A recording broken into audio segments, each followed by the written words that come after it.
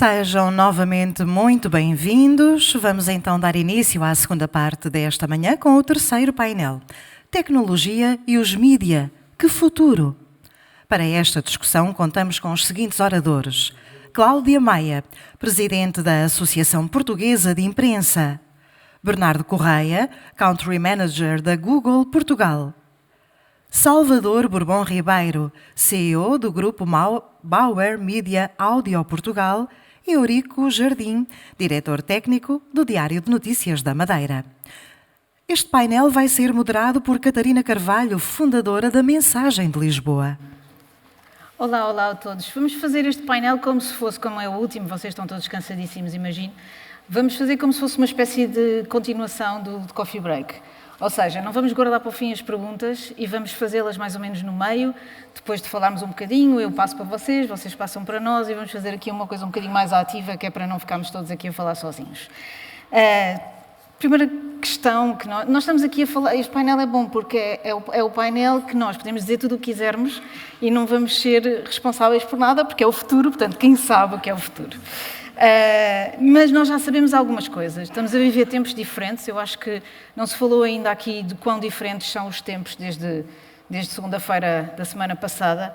Acho que são tempos em que aquilo que era exponencial nas redes sociais está ao rubro. O ódio, digamos assim, e a raiva e a divisão chegou ao poder num dos maiores países do mundo. Há cada vez mais desigualdade também, e isso também tem importância, embora aqui a gente fale quase para bolhas e uma elite, há muita desigualdade e essa desigualdade é causa e é também efeito dos mídias que nós temos hoje e da forma como lidamos com a tecnologia. Há a naturalização cada vez maior da tecnologia, eu acho que já não faz sentido falar do que quer que seja sem falar. Nós somos, como dizia, sei lá, acho que era o Roland Barthes, nós somos extensões tecnológicas em nós próprios, não é? Eu estou aqui com uma coisa agarrada à cabeça que é tecnologia, não é? Todos têm os vossos telemóveis, temos aqui ecrãs, tradução simultânea. Bernardo, eu conheço o Bernardo Correia da Google há uns tempos, nós costumamos falar bastante disso, destes desafios no campo dos mídia. E de uma forma assim mais abrangente, qual é o maior desafio que se coloca? É social? É tecnológico? É humano? É o quê? É também comercial? É o quê? Antes de mais nada, obrigado Catarina, obrigado ao MCC e ao João pela iniciativa, obrigado à Universidade de Aveiro. E ao PCI pelo convite. Já não é a minha primeira vez neste auditório, pelo contrário, até durante a pandemia cá viemos, e é um prazer sempre estar aqui a falar de outras coisas, que não sejam só de problemas, porque eu acho que a resposta à tua pergunta é o que é que falta é ambição. E ambição porquê? Porque para nós, at the end of the day, nós vivemos na altura mais entusiasmante de tecnologia dos últimos 500 anos. Se nós tivermos de olhar para o que se passou, a internet foi inventada em 87, a web foi inventada em 97, o smartphone foi inventado em 2007 e agora estamos a falar de inteligência artificial nos últimos anos. Portanto, estamos a falar de saltos quantitativos tecnológicos. Qualquer pessoa que seja amante de tecnologia, amante das revoluções económicas, etc., e para o consumidor em geral, são momentos altamente entusiasmantes. E na história da humanidade, estas décadas vão ficar gravadas como um momento super importante. Portanto, muitas vezes o que acho que eventualmente falta neste ecossistema é aquilo que eu chamo de need for speed. Temos a internet em 40 anos, mais uma vez. E eu ouvi hoje de manhã, por exemplo, falar que há jornalistas que ainda só falam para o papel. E há coisas que são anacrónicas ainda neste ecossistema. Nós temos, por exemplo, uma parceria muito boa e muito forte há muitos anos com a Associação Portuguesa de Imprensa, mas quando lançámos o programa do Google Showcase em Portugal, que é um programa de licenciamento de conteúdo em Portugal, um dos grandes obstáculos quando nos deparámos é que grande parte da imprensa local e regional não tinha website. A Cláudia me diz melhor o quão essa situação mudou nos últimos tempos, ou se tinha um website, a única coisa que tinha era um shirtzinho do artigo, e depois dizia para ler o artigo, depois vai comprar o jornal impresso. E nós estamos a viver numa altura em que o impacto económico destas novas tecnologias pode ser transformacional para a economia como um todo. Nós, aliás, fizemos um estudo de impacto económico aqui em Portugal, em que a AI, a inteligência artificial generativa, pode valer qualquer coisa como 8% do PIB, ou seja, entre 18 a 22 mil milhões de euros a 10 anos para a economia portuguesa. E para isso é preciso que aconteça pelo menos duas coisas, mais, mas pelo menos duas. Primeiro, Research and Development, ou seja, investigação e inovação, e segundo, talento, pessoas que sabem tirar partido dessas tecnologias. E é um bocadinho isso que nós temos tentado Google fazer. Eu gosto de dizer que o nosso posicionamento é sempre sermos o bom aluno do compliance, o bom aluno de dar o exemplo, e gosto de dizer que nós, Google, consideramos a nós próprios o maior contribuidor financeiro, mas também em termos de formação e de inovação para o ecossistema de notícias aqui em Portugal. Mas não podemos resolver tudo sozinho, não é o nosso papel. Portanto, eu acho que eventualmente falámos um bocadinho de formação, falámos se calhar menos de inovação, mas se eu tivesse de dar uma resposta curta à tua pergunta... Era ambição. Era ambição, e especialmente ancorada em talento, formação de talento, criação de talento novo e apostas fortíssimas na inovação. Eurico, não te falta ambição? Ora viva, realmente a ambição não nos falta na área da tecnologia, pelo menos lá em casa, no Diário de Notícias da Madeira, mas tenho sempre muitos entraves em alguma adaptabilidade. Vamos falar primeiro da ambição e depois dos entraves. Quando eu digo isto é porque eu conheço o vosso trabalho, claro, de há muitos anos. Explica um pouco em que é que essa ambição de que o Bernardo falava vos levou mais longe no Diário de Notícias da Madeira. Eu acho que... E o que é que fizeram, especificamente para as pessoas também saberem um pouco do que vocês andam a fazer? O facto de sermos um jornal local ajudou muito, dada a região, dada o facto de sermos só e termos só mais um player na Madeira. Isso ajudou, obviamente. Mas a ambição que tivemos foi rapidamente adaptar-nos ao digital. Tivemos algumas dificuldades, obviamente, acho que todos passaram por isso. E ainda assim estamos nesse desafio, que é fazer ver na redação que de facto temos que mudar rapidamente. Não é abandonar o print, mas obviamente apostar muito no digital, refazer os formatos que apresentamos e começamos logo à partida a criar competências internas, ter pessoas efetivamente e uma equipa de desenvolvimento para atender esses desafios que eram focados só no digital. Não ficamos só mesmo na compra de soluções que existiam no mercado, investiram em pessoas, eu estou lá há 17 anos, e desde então desenvolvemos os nossos sites. Dá-me aí uns exemplos de ferramentas que vocês desenvolveram e para que é que elas se usam, e depois queria pedir também para acabares com... já que estamos a falar de futuro, o que é que vocês estão a trabalhar agora? Ok. No passado, usamos, a nível de ferramentas, percebemos que um dos problemas que íamos ter com o site era a questão do custo. Por exemplo, aí tentamos adotar tecnologias que nos favorecessem na redução do custo, porque os custos, vou falar mais recentemente, no custo de cloud, para nós seria incomportável se o fizéssemos de uma determinada forma que o mercado estava a fazer. Isso foram estratégias que adotamos e que afinamos, de maneira a que a tecnologia não tivesse custos elevados no diário. Mais recentemente, o que estamos a fazer, estamos a usar já algumas ferramentas e algumas coisas relativamente ao AI.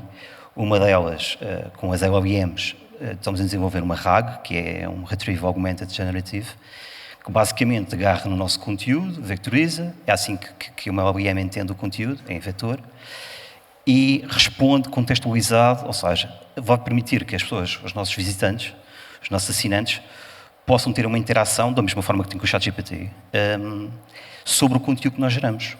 E dá-nos um contexto mais alargado das notícias que temos na atualidade, porque muitas vezes é difícil. Há pouco partilhava que uma das coisas que vejo é preciso, para entender muito a atualidade, uma coisa é os assuntos mais triviais. outros assuntos que se desenvolvem durante um ano é difícil acompanhá-los, porque é preciso o always-on, para nós é normal, porque estamos na comunicação social, mas para os outros que nos consomem, nem sempre é assim, nem sempre estão ligados. E então, para dar esse... Para resolver essa questão de contexto, achamos que este tipo de ferramentas LLM nos ajuda muito, porque não se foca num artigo, foca-se em responder com base em todos os artigos e em todo o historial que tem. Esta é uma das ferramentas que temos. Temos outras, por exemplo, para facilitar na produção do artigo, automaticamente baseado no conteúdo que o jornalista escreve, não é? Agarra e logo identifica tags e procura no arquivo fotográfico fotografias que possam se ajustar àquele conteúdo e automaticamente sugere aquelas fotografias. Com isto facilita muito e reduz muito o tempo. Claro. Inclusive, diz qual é a taxa de utilização daquela fotografia ou alguma utilização que foi feita. Estes são exemplos daquilo que temos feito, sim. Ok, Cláudia, este é um exemplo comum na imprensa regional em Portugal? Olá, muito bom dia a todos e obrigada mais uma vez pelo convite. É um exemplo, o Diário de Notícias da Madeira é nosso associado e, portanto, é um orgulho ter um associado com esta capacidade de inovação.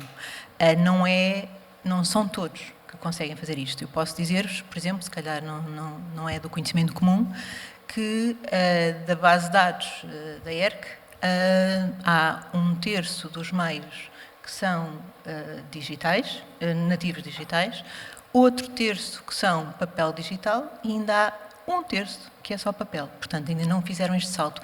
E muitos dos que têm uma presença digital, é importante não esquecer que é uma presença só nas redes sociais. Não há, de facto, um investimento em tecnologia e na forma de trabalhar os conteúdos de forma a chegar, e como há pouco a Isabel dizia, ao público que os consome neste momento e a forma como o público os consome. Portanto, não é um caso genérico, não é um caso que seja muito comum. Mas há tentativas. Agora, isto é um desafio, de facto, para toda a imprensa nacional. O que a tecnologia trouxe de bom para os mídias foi, por um lado, a democratização do acesso à informação, não é? Mas também trouxe a democratização no processo de produção de informação, com todos os riscos que isto traz. Antigamente nós tínhamos a figura do gatekeeper, não é? O jornalista que decidia o que era informação noticiosa, que ia verificar os factos, que depois produzia a notícia. Neste momento qualquer pessoa pode produzir informação, muitas vezes não é escrutinada, não tem filtros e que chega ao mundo inteiro. E isto coloca aqui, naturalmente, alguns desafios para toda a gente, nomeadamente para quem consome informação. Falava-se muito há pouco nos anteriores painéis das novas gerações. As novas gerações não sabem distinguir aquilo que é rigoroso, que é verificado, do que não é verificável, ou do que não é verificado. Falámos dos influencers, não é? Não vamos diabolizar os influencers nem os produtores de informação que não são jornalistas, não é caso para isso, mas é importante ter noção de que há muita informação que não é fidedigna a passar. E, portanto, isto exige um trabalho, também já se falou muito aqui, de literacia para os mídia e sobre o que é informação rigorosa. E exige também um trabalho, e pegando na tua questão, de ambição, de inovação por parte dos média, porque os média que ainda são muito dependentes, no caso dos que são só em papel ou que têm papel digital, que sim, ainda é o que paga as contas, é um facto, dizia há pouco também o José Guimarães. É preciso fazer este salto tecnológico, porque é aí que vai estar. O futuro é hoje, não é? Dizias que o futuro é hoje, e é aqui que vai ser consumida a informação e que temos de gestar todos os meios. Falando um pouco disso, Salvador, tu estás na área dos mídias, de certa forma, do ponto de vista empresarial, do ponto de vista do negócio, não é? Como é que essa ambição se mostra, por exemplo, e faça pela tua experiência de ter estado em vários grupos, incluindo comigo, nacionais, e depois passares para um grupo que é internacional, é uma multinacional de produção de conteúdos, não é só, ou quase não é só jornalismo, diria eu. Sentes esse choque cultural ou não, ou afinal estamos aqui a viver mitos? Sim, então antes de mais queria agradecer o convite, é com muito gosto que cá estou e graças à tecnologia cheguei, porque ia não chegando, porque o carro não ia ficando sem bateria pelo caminho, o que nos dias de hoje ainda é um desafio chegar a Aveiro numa perna, mas em relação à experiência que tenho ou que temos, em relação à forma como nós encaramos estes temas, eu acho que a tónica continua a ser exatamente a mesma, ou seja, o que nós buscamos, com tecnologia ou sem tecnologia, mas o que nós buscamos sempre é manter a relevância junto dos nossos públicos. E se os públicos têm determinados hábitos, nós vamos a correr atrás e produzir conteúdos para esses hábitos. É igual aqui, é igual na Finlândia, é igual na Polónia, é igual com níveis de maturidade diferente no que diz respeito, por exemplo, à digitalização, à forma de consumo de conteúdos em plataformas digitais, tem níveis de maturidade completamente diferentes, enfim, a Google sabe muito mais disso do que eu. A Bauer Media tem operações em 14 países, 9 dos quais no mercado do áudio, e nestes 9 países há experiências completamente diferentes. Podes dar uns exemplos? Sim. A utilização de inteligência artificial feita na Finlândia ou na Polónia, nas nossas operações, tem um desenvolvimento muito grande. O nível de consumo de áudio digital, aqui entre parênteses, rádio consumida em plataformas digitais, web radios, rádios, produtos, podcasts, tudo o que seja conteúdos exclusivamente construídos para consumo digital. Na Irlanda tem um consumo muito grande, em Portugal ainda estamos, enfim, no princípio. Vamos ter agora, graças a um entendimento, vamos ter o primeiro ranking de podcasts nacional, auditado, realista, auditado e partilhado entre os publishers nacionais que quiseram aderir ou que vão querer aderir no futuro para estas coisas. Nós estamos ainda a fazer caminho. O que a Bauer nos traz, a nossa operação portuguesa, a antiga Mídia Capital Rádios, agora Bauer Media Áudio Portugal, o que nos traz aos nossos produtos, aos nossos produtores de conteúdos, é uma capacidade de, enfim, adaptar aquilo que é feito lá fora, ter alguma comparação com outros mercados, não com a experiência, com a partilha de experiências que é fomentada, que é desejada e que é muito querida por todos, não cometer os mesmos erros que outros mercados. Claro, portanto, globalização no que diz respeito à partilha de conhecimento. Com a certeza, porém, que os conteúdos são locais e, portanto, eu aqui dividia duas coisas. Uma coisa é a produção de conteúdos ou a monetização desses mesmos conteúdos, tem uma carga local muito grande, tudo o que é enablers, tudo o que é facilitadores de negócio, tecnologia, entre outros.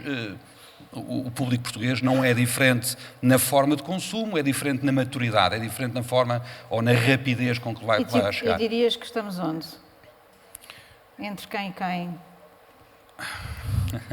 Não? Essa pergunta é uma pergunta difícil. É uma pergunta difícil porque, enfim, com a experiência que nós temos, nós estamos, em termos de consumo, muito baixo, ou muito abaixo de outros países europeus. Consumo da maior parte dos consumo de conteúdos em plataformas digitais. Okay. Sobretudo no áudio, que é aquilo sobre o qual temos mais atenção, não é? E pronto, mas estamos a fazer caminho, Hoje em dia temos, uma das coisas que o grupo nos trouxe, por exemplo, é uma plataforma de monetização de áudio digital, de forma programática ou não, que nos permite, à vontade e com algum conforto no modelo de negócio, produzir conteúdos com muito mais rapidez do que tínhamos, não é?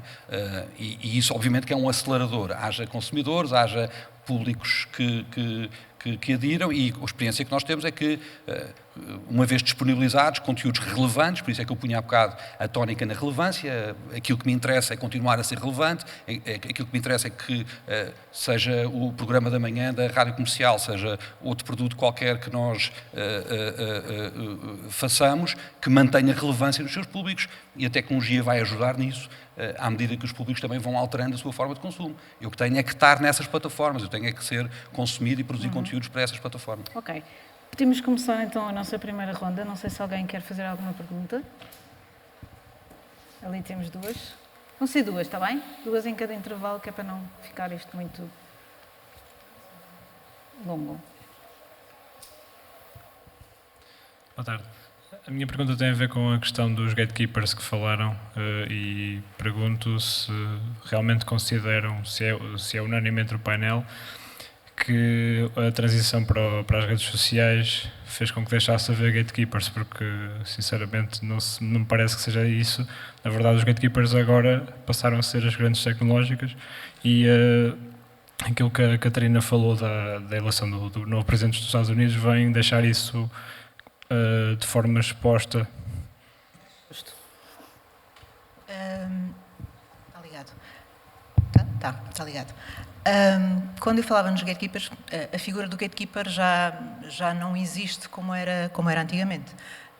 E o problema não é... As redes sociais não são um problema em si. O problema é a informação que passa nas redes sociais, que não é filtrada, que não tem contraditório e que causa desinformação. É só isso. Portanto, as redes sociais não são um problema em si mesmo.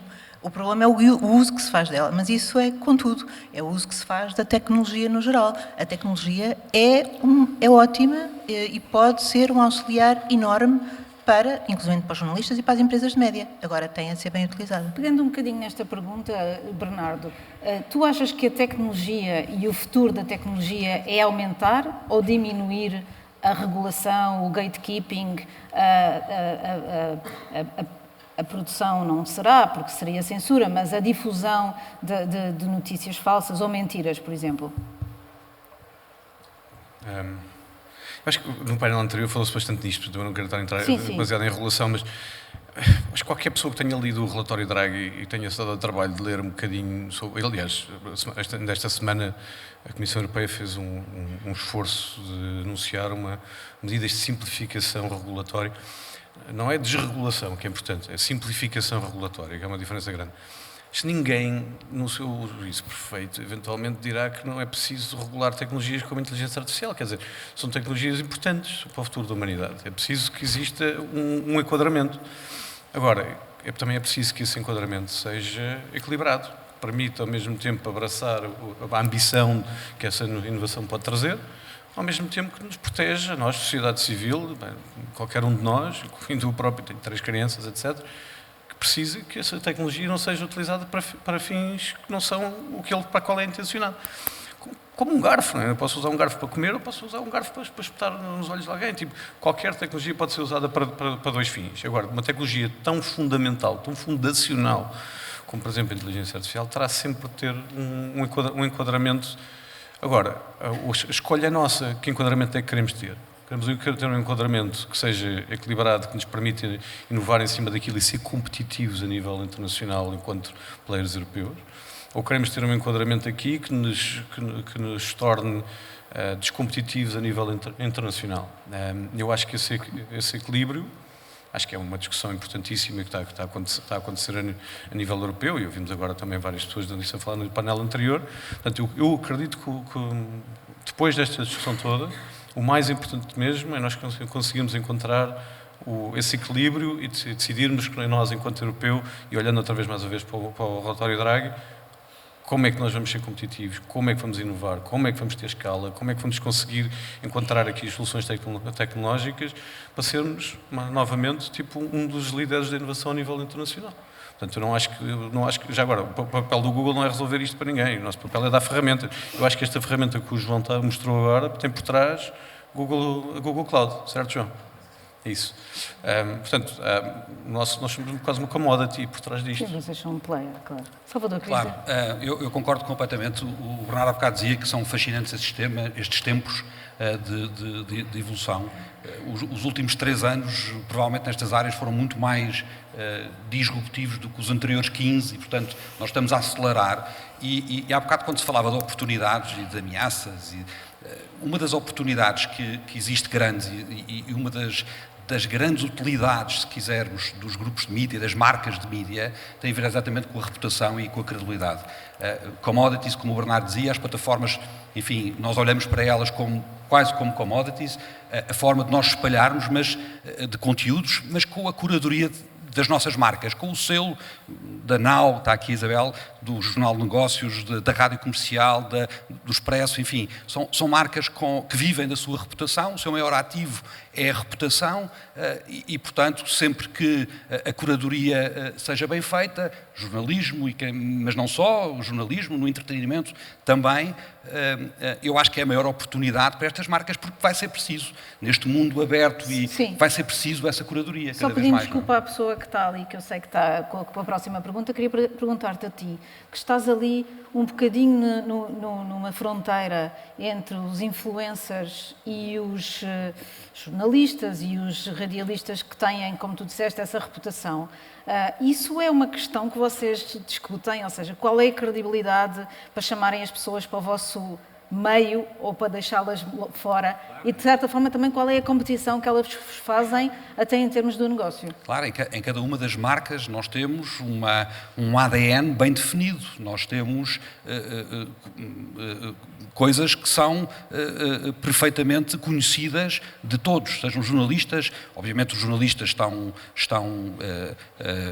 têm uma carteira profissional, têm toda uma questão deontológica a cumprir, os animadores de rádio, vulgo, os animadores, os hosts dos nossos programas não estão obrigados a isso, mas nós temos uma regulação fortíssima. O nosso setor é muito regulado, com alguma atenção, e, portanto, é evidente que esse ADN, que no fundo, enfim, e este ADN também muda de meio para meio, enfim, depende um bocadinho também do posicionamento e dos públicos com que se fala, mas uma rádio comercial, por exemplo, há linhas que não passa, que não pode passar, e não pode passar porque sabe que se as passar vai ferir a sua reputação, vai ser desacreditada e, portanto, vai perder ouvintes, vai perder negócio, vai sair. Exato, ou seja, são coisas que não são tecnológicas e que nem sequer são muito... anunciantes. Claro, exato. Ou seja, são coisas que não são tecnológicas, nem são, se calhar, palpáveis, mas que têm uma importância incrível para o negócio. São as tensões deste negócio de mídia, não se mede só na tecnologia ou na forma como nós a usamos. Também se medem muito mais até da própria forma como usamos a tecnologia. A reputação, hoje em dia, até pelo peso que as redes sociais hoje em dia têm, toda a área de social media, a reputação é, eu acho que dentro, enfim, olhando para dentro de casa, mas também, enfim, noutros sítios por onde também passei, a reputação hoje em dia tem um peso brutal. Nos mídia, porque sabemos que ela é o maior ativo que uma marca de mídia pode ter. Até pode não ter reputação. Até não ter reputação pode ser o maior ativo. E pode ser o maior ativo que pode ter. A falta de reputação também é assim um ativo. Catarina, deixas-me só dizer só mais uma coisinha muito rápida. Ainda em relação às redes sociais, peço desculpa por voltar atrás, dizer-vos também em relação ao Gatekeeper, os jornalistas não são os donos da verdade, mas têm por missão transmitir a verdade.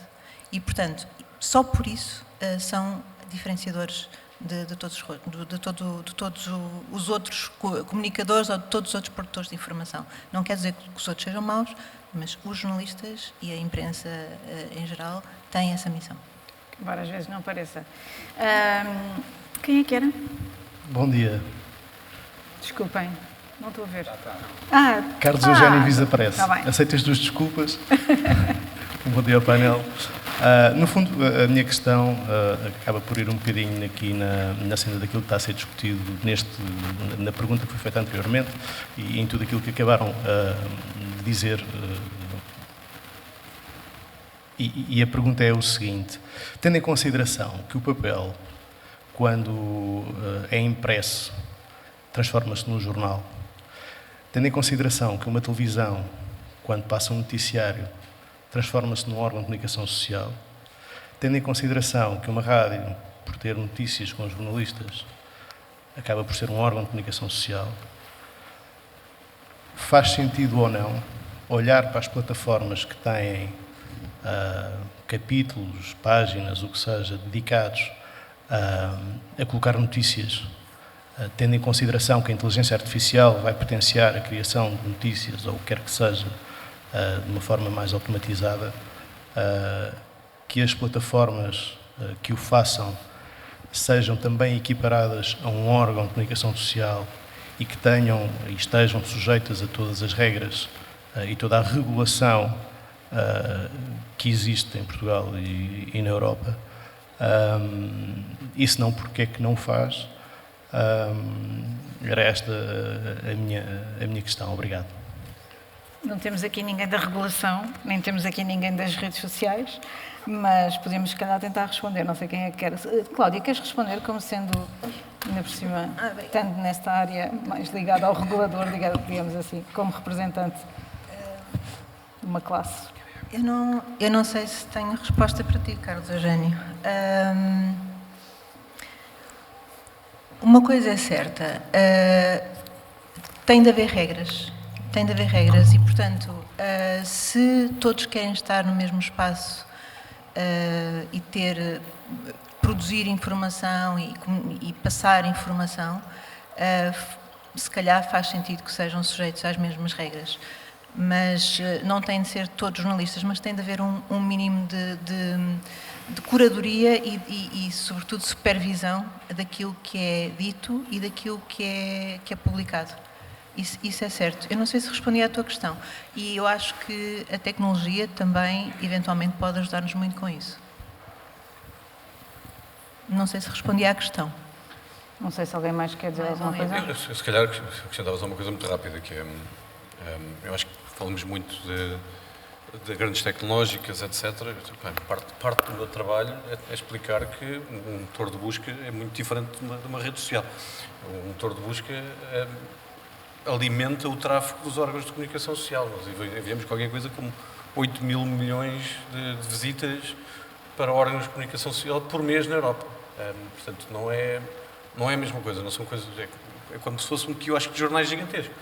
E o nosso papel é, primeiro, garantir que qualidade, garantir que as coisas que lá estão, especialmente aquelas que estão mais destacadas, são relevantes e que são de qualidade e que ainda por cima garante a pluralidade, que é uma coisa que também é importante para nós, que é garantir que, não vamos esconder, mesmo dentro dos órgãos de comunicação social existem diferenças de opinião, uns têm uma visão, outros têm outras, e o consumidor final tem o direito de ler opiniões que sejam diferentes. Portanto, nós uma das coisas que tentamos fazer é garantir que dentro, por exemplo, do Google News existe uma pluralidade de opiniões, de órgãos de comunicação de qualidade confirmada, relevante, já garantida nos mercados, e o Google Showcase é muito por trás disso. Portanto, qualidade e pluralidade, acho que isso para nós. Quanto tempo é que achas que vai durar, tendo em conta a tendência universal, a tendência que está a acontecer nos Estados Unidos de libertar o fact-checking, ou seja, de libertar-se, vou refazer, das redes sociais se libertarem do peso do fact-checking até para o próprio negócio e disso chegar à Europa e disso chegar à Google? Não sei responder essa questão, Catarina. Sei que trabalho para uma empresa que tem políticas muito, muito, muito fortes nesta área, estabelecidas há muito tempo, vão evoluindo com os tempos, claro, porque as coisas também evoluem, os temas aparecem para temas novos, foi preciso políticas novas para as vacinas, quando foi o tema do Covid, por aí fora, e é preciso ter um debate por isso. Mas sei que trabalho para uma empresa que tem uma visão muito clara que essas políticas são importantes e que já agora, nós como multinacional, temos de adequar essas políticas à lei, porque temos de ser compliant com as leis de todos os sítios onde operamos. Portanto, se a União Europeia tem um conjunto de regras, nós vamos ser os maiores cumpridores das regras europeias. A nossa base enquanto empresa nós vamos ser respeitadores e cumpridores das leis de todos os mercados onde operamos. Se não pudermos cumprir com essas leis, não podemos trabalhar nesse Desculpem lá este caos de conversa, mas é que são mesmo muitos assuntos. Eurico, eu gostava de perguntar-te porquê é que vocês usam a tecnologia? Ou seja, o que é o mote? É o shiny new things, como se costuma dizer, ou seja, é uma coisa que, de certa forma, até também funciona como marketing da vossa marca? É porque elas são de facto úteis? É porque vos tiram custos? É porque vos aproximam dos leitores? Qual é que é o móvel? O fator shining ajuda sempre, claro. Eu sei que para ti é o fator shining. Sim, para mim. Mas eu digo ainda para o jornal. Mas o shining ajuda, claro. Posiciona a marca, não dá credibilidade, porque isso, claro, depende do conteúdo, depende do que lá se faz. Mas usamos a tecnologia, pelo menos para nos mantermos nos canais de distribuição, onde as pessoas podem consumir aquilo que produzimos. O maior objetivo é esse, é chegar onde as pessoas consomem. É por isso que usamos a tecnologia. Se é pelo web, vamos trabalhar nesse canal. Se fosse por via de rádio, faríamos igual, porque também fazemos a rádio. É por isso que usamos a tecnologia, é para chegar às pessoas e facilitar a quem produz, obviamente. Mas acho que essa, então, será em segundo plano. Mas sim, ok. Só que chegar às pessoas às vezes não chega, não é? Ou seja, não é suficiente.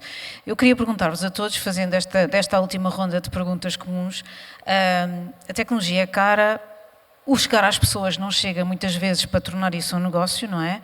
É por isso que se calhar a monetização do digital é tão importante nas nossas vidas e até para um pequeno jornal como a Mensagem, estamos sempre a pensar nisso, como é que podemos fazer para ganhar mais dinheiro aqui neste canal. Queria-vos perguntar, primeiro, é artificial ou não que haja... O Governo acabou de aprovar um pacote de apoios que ainda não sabemos, ninguém sabe muito bem o que é que vai, em que é que vai expressar-se.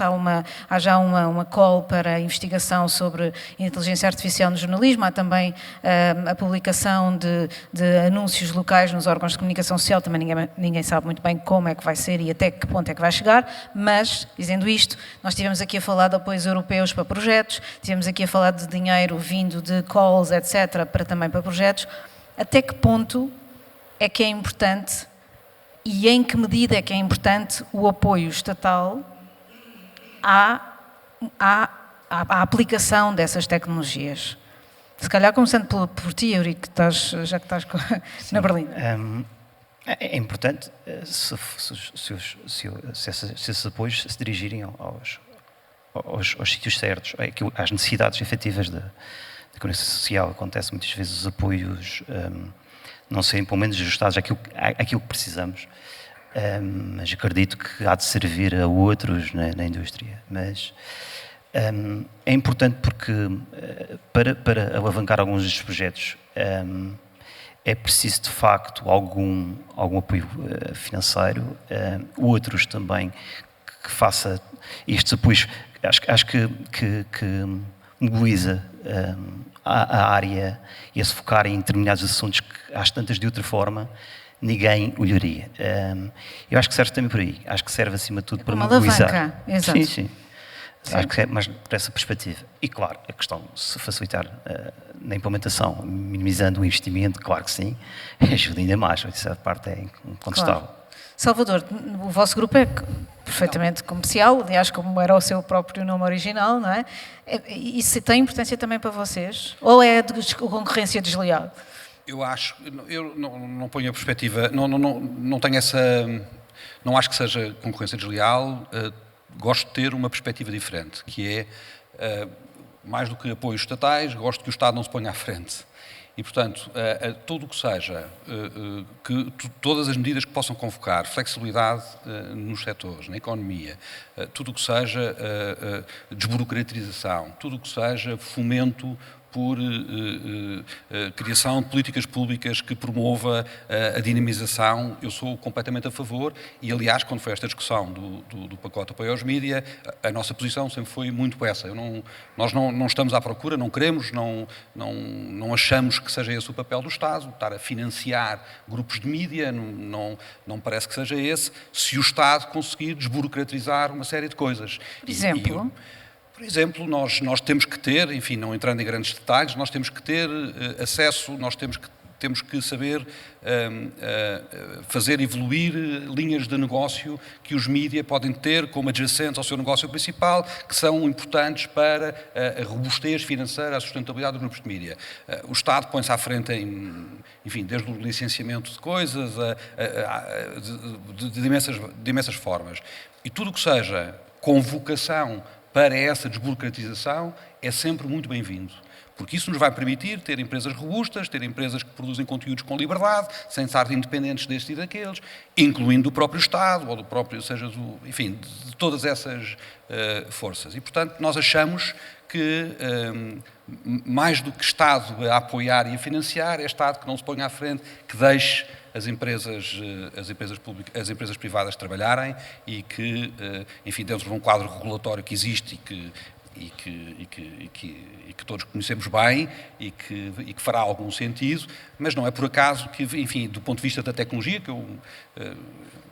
não é por acaso que o espaço europeu é aquele que mais atrasado está na criação, porque há sempre uma mão muito atenta e uma mão muito, muito pesada. Não digo que essa mão se deva aliviar, mas há muito a fazer na flexibilização e na desburocratização do papel do Estado. Cláudia, esta noção de que o serviço público que o jornalismo presta, de certa forma, perdeu o seu modelo de negócio e, portanto, deve ser apoiado, é-te simpática ou achas, como ao Salvador, que o que é importante é que o Estado saia da frente? Eu respondo-te em 3 frentes. Eu acho que não só...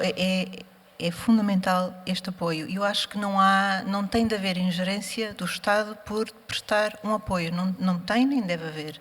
E não esquecer, é importante não esquecer que se para os grandes grupos é fácil, se calhar, não diria que é fácil, mas é mais fácil adaptarem-se à tecnologia, porque têm a estrutura, têm a capacidade, têm os meios para isso. Há todo um mundo de meios locais e regionais que não têm esta capacidade e, portanto, precisam desses apoios para crescer, para se profissionalizarem, para aprenderem a fazer as coisas de forma diferente. Mas dizia-te que respondia em 3 frentes. Não é só o Estado. O Bernardo já disse aqui. O apoio que a Google dá, seja através de projetos que financia, é muito importante. O apoio dos projetos dos financiamentos da Europa Criativa são muito importantes. Todos esses apoios são muito importantes para o crescimento e para o desenvolvimento dos meios, nomeadamente dos locais e dos regionais. Agora, também é importante outra coisa. É importante é que estes projetos que são desenvolvidos com recursos a estes apoios acrescentem de facto valor. Porque não vale a pena seja medido o seu impacto, não é? Seja Desculpa? medido o seu impacto.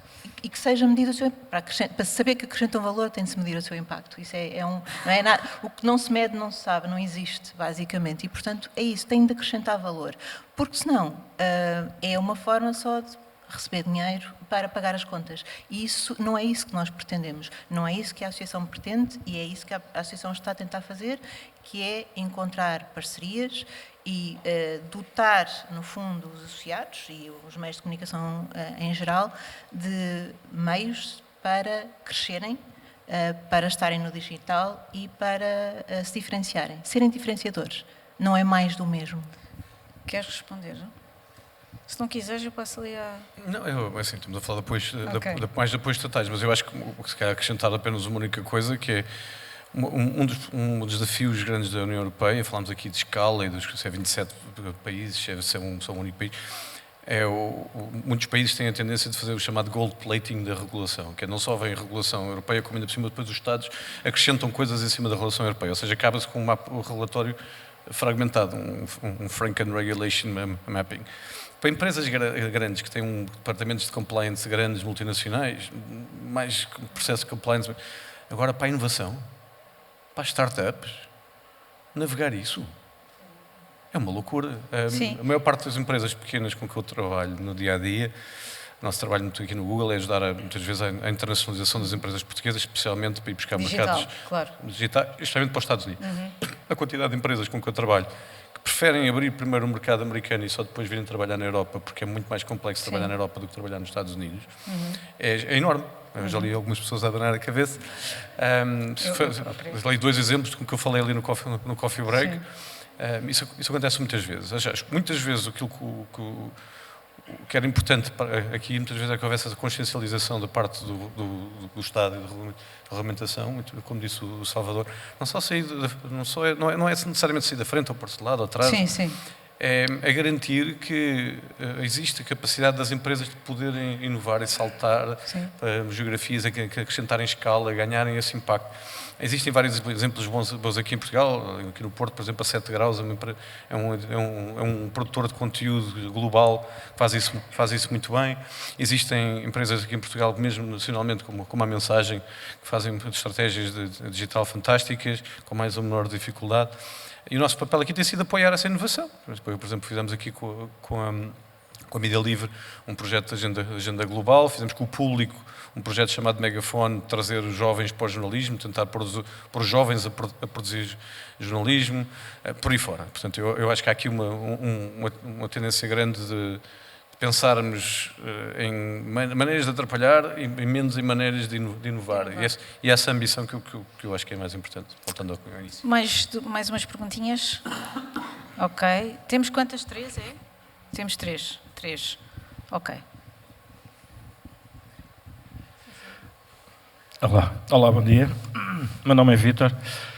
Eu sou tecnólogo, mas faço já um disclaimer, tenho É o quê? Desculpa. Tecnólogo.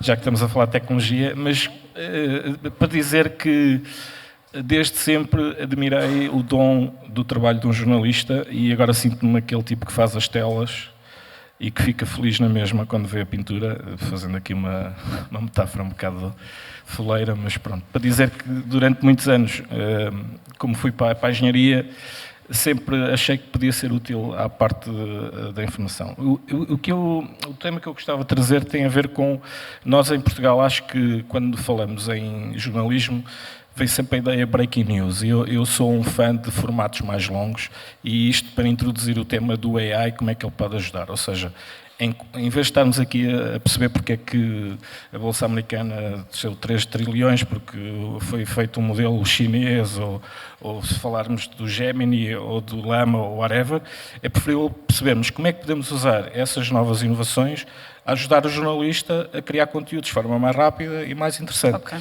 E aí acho que o tom será falar nisso, ou seja, por exemplo, pode-se usar um modelo qualquer que ele seja e há uma técnica, não vou entrar em geeks, mas o Retrieval Augmented Generation dá para submeter, por exemplo, conteúdos alentejanos e ter resposta sobre um conteúdo específico. Portanto, acho que falta muito trabalho a esse nível de perceber como é que isso pode ser útil e eu diria que o próximo, e para terminar, os próximos anos, portanto, tivemos agora o Perception AI, que foi ensinar as máquinas a reconhecer áudio, vídeo, etc.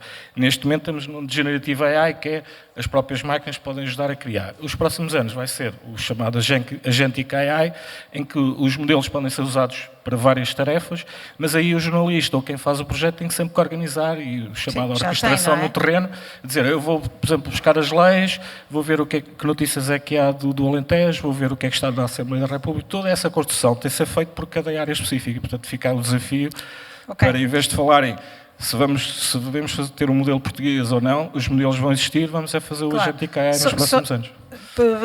Vou responder fazendo aqui um pequeno parênteses, porque eu sou a única jornalista no painel. Acho que tu és jornalista? Ah, tu também és. Desculpa. Pronto, estás noutras funções aqui, certo? Para explicar uma coisa, que é, a parte é super importante, que é, por exemplo, na Mensagem, para quem não conhece, a Mensagem.pt é um jornal digital, local, comunitário, etc., em Lisboa. Nós fazemos... não há propriamente uma aplicação, porque as nossas histórias não estão em lado nenhum. Tem um contexto, sim, nós para o contexto trabalhamos sobre essas histórias, mas as nossas histórias sobre o Sr. Pedro, que fez uma horta de árvores de fruto, não sei se diz horta, mas pronto, um jardim de árvores de fruto em Chelas, ninguém sabia daquela história. Portanto, aquela história não existe nem na maior alucinação do ChatGPT. Pronto, portanto, nós, o que é que nós fazemos? Nós usamos a inteligência artificial para fazer outro tipo de coisas, como, por exemplo, não ir às reuniões da Câmara de Lisboa, passá-las numa ferramenta e essa ferramenta, que por acaso até é do Google, é o Notes, não é? Que está no Newspack, que é um sistema que nós usamos, que é muito bom para mídias locais, e aquilo dá-nos imediatamente o sumário daquela sessão de Câmara com tudo o que está feito. Eu acho que o Eurico também mostrou, mesmo para nós, não é? Alguém que quiser saber uma história da mensagem, haver um bot que a explica. Mas há aqui um ponto que eu queria chamar a atenção, e nós muitas vezes estamos aqui numas bolhas. Para quem quer fazer jornalismo a nível ainda mais hiperlocal do que a mensagem faz, em Chelas, por exemplo, ou num bairro do Meio Martins, a inteligência artificial ajuda, por exemplo, essas pessoas que não têm uma linguagem corrente, por exemplo, para fazer candidaturas, neste momento, a fazer candidaturas que não existiam. Portanto, eles estão a fazer, há uma pessoa com quem nós estamos a trabalhar, que é o Nuno Varela, amigo do Sam the Kid, não sei se conhecem, que trabalha com ele, e eles estão a fazer candidaturas europeias neste momento, porque têm o ChatGPT, ou seja o que for. E isso permite, de facto, abrir. E nós muitas vezes falamos e não falamos desta parte tão democratizável que é a inteligência artificial permite abrir imenso o espectro e permite a pessoas que antes não faziam jornalismo, se calhar, passarem os seus textos, que até estavam um pouco mal escritos, por uma ferramenta que lhes permite escrevê-los bem. Não vou deixar. É um desafio. Não vou deixar. Falamos lá fora, está bem? Falamos lá fora, mas era para falar da Assembleia, que é os jornalistas, todas as comissões... Vamos vencer.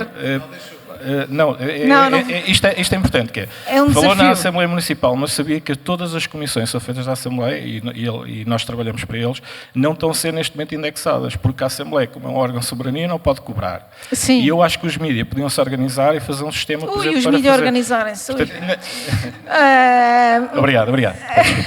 Quem é que é o próximo? Eu não preciso responder àquela pergunta porque a moderadora já respondeu. Pois já, claro, exato. Não, pronto, foi mais rápido. Obrigado. Só uma pequena questão, porque tem falado muito da extra-regulação. Mais perto, Filipe. Ou da super-regulação, de haver muita regulação. Desde já, só para informação, no quadro, há essa consciência de parte dos Estados-membros e tem-se tentado trabalhar nesse sentido, e agora nesta nova iniciativa da Comissão da Bússola da Competitividade vai até ser criado um regime idêntico àquele de Delaware, o 28º regime, no sentido de simplificar ainda mais os processos para as pequenas e médias empresas. Sobre também o excesso de regulação, a pergunta que eu colocava quando há pouco se falava das barreiras que se colocam, um comentário sobre como é que vem a posição da Meta quando decide fazer cair os fact-checkers para já nos Estados Unidos, mas vale o que vale, e se esse tipo de regulação não é benéfico para as grandes plataformas, inclusivamente a Google. Está a passar o microfone, mas também é para a Google, porque acabou de dizer que um dos principais objetivos é garantir fiabilidade nos conteúdos que as pessoas procuram e que vocês disponibilizam, mas se o facto de ter esses fact-checkers, ou esses filtros, essas barreiras que são impostas pela regulação, obviamente, não facilita também a vida de todos e não baixa depois, no final do dia, o excesso de regulação que tanto se defende. Nós já fizemos mais ou menos essa pergunta há bocado, quando eu disse quanto tempo é que a Google vai levar até abandonar também essas regras na Europa, mas se calhar, não sei se alguém quer responder. Eu não sei se percebi, eu estou com alguma dificuldade em ouvir as questões, mas estava a perguntar se era desejável essa regulação, é isso? Não percebi então. Qual era o comentário sobre o que o Meta fez nos Estados Unidos? É fundamental que haver fact-checkers. É fundamental, é a única coisa que eu tenho a dizer. Ok. Posso muito brevemente, eu não respondo pela Meta, nem por X, eu não sou dessas empresas. Falo pelo Google. O Google é o maior motor de fact-checking do mundo. Quando vocês querem verificar qual é a altura da Torre Eiffel, é o primeiro sítio onde vão. E eu não vou dar uma resposta errada. Espero ser fiável em dar-vos a resposta certa. Portanto, nós temos uma obrigação de ligar o utilizador, que tem uma pergunta qualquer, à resposta mais fiável possível. Isso está no nosso DNA desde que o Google foi concebido e nós temos tentado ser cada vez melhores nisso, não piores, melhores. Ora, o nosso fact-checking é 100% algorítmico, isso não é escondido a ninguém, é a única maneira de responder aos bilhões e bilhões de perguntas que nós temos todos os dias dos utilizadores. Sim, portanto, isto não é só algoritmo. O nosso motor de busca funciona algoritmicamente, como é óbvio, não é? Sim, portanto, mas o fact-checking está lá integrado, não é? Ou seja, quem tem mais reputação, quem tem menos mentiras no seu currículo, não é? Isso está tudo... Faz parte do algoritmo tentar perceber qual é que são as fontes de reputação, e credíveis e de qualidade. E já agora, uma das formas que nós temos de reforçar isso é a curadoria dos próprios dos meios, porque reconhecendo que os algoritmos não são perfeitos, nenhum algoritmo será alguma vez perfeito, o que nós fizemos foi complementar o nosso fact-checking algorítmico com curadoria dos meios locais. E aqui em Portugal temos o Destaques Jornalísticos, tem 50 publicações portuguesas no Destaques Jornalísticos, 25 dos quais são média locais e regionais, em que nós damos um destaque maior a notícias que são curadoria individual de cada meio, que são esses meios que decidem lá pôr esse conteúdo. Aliás, o Diário de Notícias da Madeira é um desses meios, e mais 24 membros aqui da API. Portanto, não somos nós que vamos fazer esse fact-check neste caso, é uma parceria entre nós e os próprios dos meios. Que eu nunca vou fazer isso melhor do que os meios vão fazer. E ainda por cima, existe por cima disto um programa de licenciamento que paga aos meios por essa curadoria manual. E acho que aí é um círculo virtuoso. Foi isso que acabou no Facebook, não é? Foi isso que acabou. É com ele. Certo. Só uma questão. O ex-diretor, agora já não é diretor, do Reuters Institute for the Study of Media tem uma expressão que eu acho que é muito boa nesta questão do fact-checking e que nos deixa um bocadinho a pensar, que é "Disinformation comes from above". E cada vez mais a desinformação está a vir de mais alto, não é? E, portanto, às vezes ainda se torna mais importante que haja esse fact-checking até contra a própria administração, às vezes. Mais uma pergunta ali... Já respondemos? Vamos? Então vamos. Então pronto, ok, acabamos. O João, que usou o tempo dele e mais 15 minutos, está-me aqui a pressionar para nós acabarmos a horas. Portanto, muito obrigada, gostei muito desta discussão. Obrigada ao MCC, obrigada a todos os que aqui estiveram.